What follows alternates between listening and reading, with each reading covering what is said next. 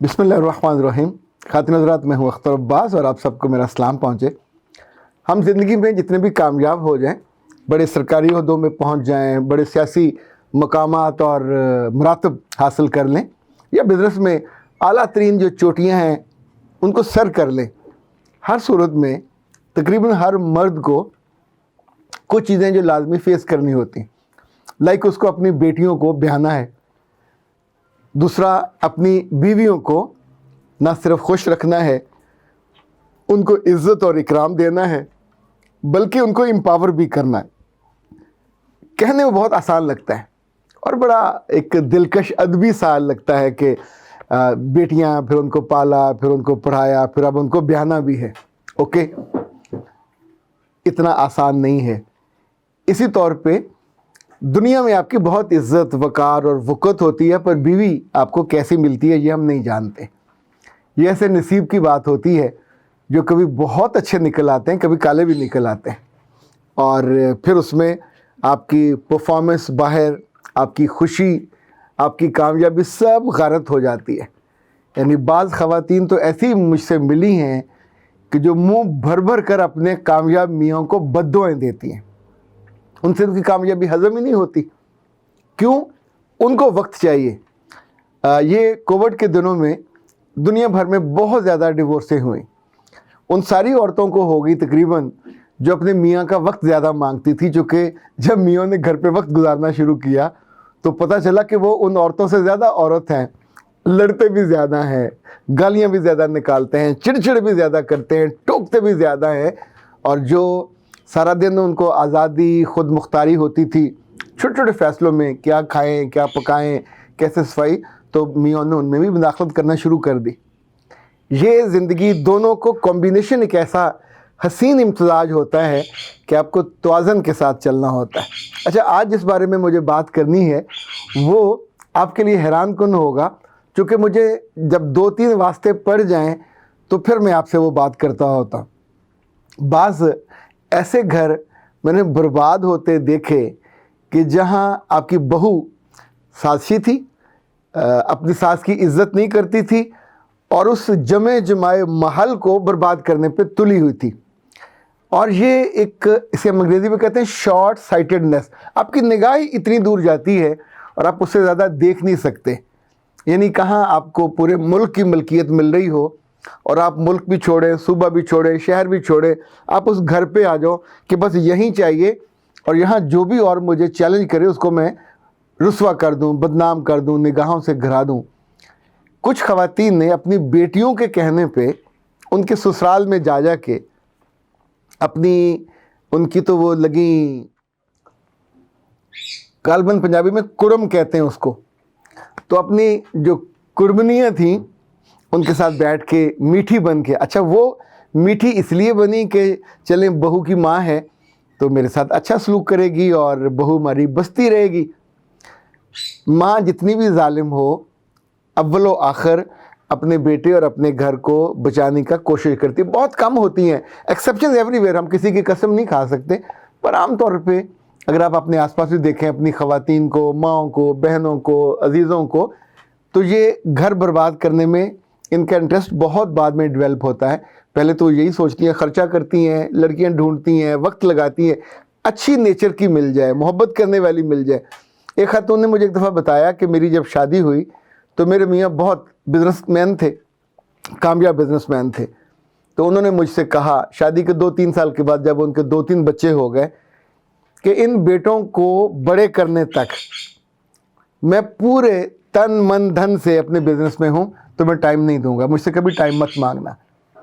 تمہاری عزت، تمہاری محبت، جتنی خود مختاری اس گھر کو بنانے چلانے، ذرا پورا محل تھا ان کے پاس، سب تمہاری ہوگی اور میں تمہارے پیچھے کھڑا ہوں۔ اس بیچ میں جتنے خاندانی معاملات تم نپٹاؤ گے، باہر کے معاملات مجھے دیکھ لیں۔ جب بچے بڑے ہو جائیں گے اور اس کو سنبھالنے جوگے ہو جائیں گے تو پھر میں ہوں گا اور تم ہوں گے، جہاں جہاں ہمیں سفر کرنا ہوگا، مزے کرنے ہوں گے، بڑا سا گھر بنائیں گے، لیوش قسم کی گاڑیاں۔ And he did that. جب بھی آپ کچھ ارادہ کرتے ہو، میرا رب اس کو اس طرح آسان کر دیتا ہے۔ اچھا، جن عورتوں کی میں بات کر رہا تھا وہ یہ کرتی ہیں، اور یہ چھوٹے شہروں میں بھی ہو سکتا ہے، متوسط شہروں میں بھی ہو سکتا ہے۔ اور خدا نہ خواستہ اگر کوئی ایسی بد نیت بد تینت عورت آپ کو مل جائے تو آپ کے بیٹے کا بسا بسایا گھر برباد ہو جائے گا۔ لیکن ان عورتوں کی ٹیکنیک یہ ہوتی ہے کہ جب جا کے وہ بیٹھیں گی تو آپ کے کسی ہمسائے کی بات چھیڑ دیں گی، کسی قریبی، اچھا ان کے پاس انفارمیشن پوری ہوتی ہے، آپ کا حلقہ حباب میں کون ہے، آپ کے عزا و کرم میں کون ہے، تو ان کے بارے میں بات چھیڑیں گے، چونکہ معلومات لی ہوتی ہیں ان کی فلاں بیٹی کے ساتھ کیا ہوا، فلاں بیٹے کے ساتھ کیا ہوا۔ یہ وہ وقت ہے جو میں آپ کو بتانا چاہ رہا ہوں کہ براہ کرم اگر کوئی آپ کو انگیخت کرے، اگر کوئی آپ کو شرلی دکھائے، اگر کوئی آپ کو ہلکا سا ماچس کی تیلی لگائے تو بھڑک نہ اٹھا کریں،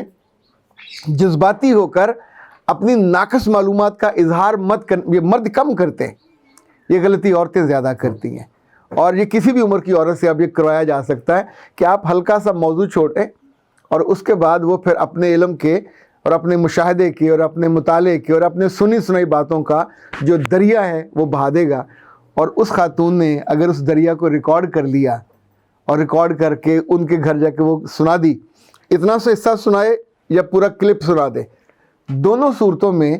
جو آپ کا ایک کمپوزڈ امیج بنا ہوتا ہے، جو آپ کے بارے میں احترام اور ریگارڈ ہوتا ہے، آپ اندر سے سچے ہو گئے، آپ نے تو وہ چغلی کھائی نہیں،